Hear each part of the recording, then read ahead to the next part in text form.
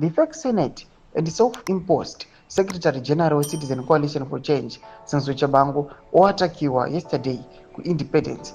Panguva inoyi vanhu vanyatso kuona kuti aiwa Senzo Chabangu nawo anyarara nokuda kwokuti aiwa muuchi ava panodziya. Pane mapictures anotendera pasocial media ari kuoneka kunzi Senzo Chabangu panguva inoyi aiwa ava kutoita matama nekutosimba-simba nekuda kwekuya achikonzeresa kuti vagari venyika yeZimbabwe kana kuya achirikola vamiririri vangavaiswa nevanhu kuti vamirire nyika. Ndoti bosubscribe like utombe bell icon.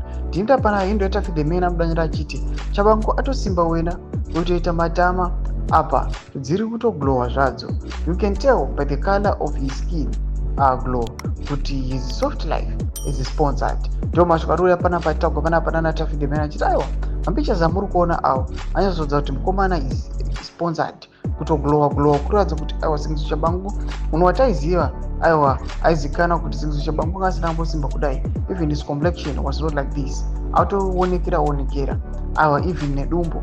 Mashoko ari uya pana pachitaurwa aiwa nemacritics vachiti aiwa kutengesa aiwa kuri kubhadhara. Panguva ino kunyatso kuonekwa kunzi Senzo Chabangu panguva ino aiwa ari in his aiwa perfect place. Ari kunyatso kuwana zvese zvinomuringana nokuda kwekutengesa aiwa nokukonzeresa massive suffering vagari venyika yeZimbabwe.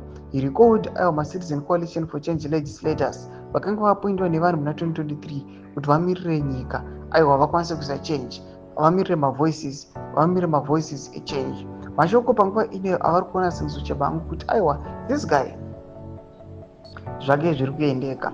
Mbudza mafungiro enyu munoti kudii pamusoro pechiitiko ichi. Nako musection medu mafungiro enyu musama subscribe like channel bell icon.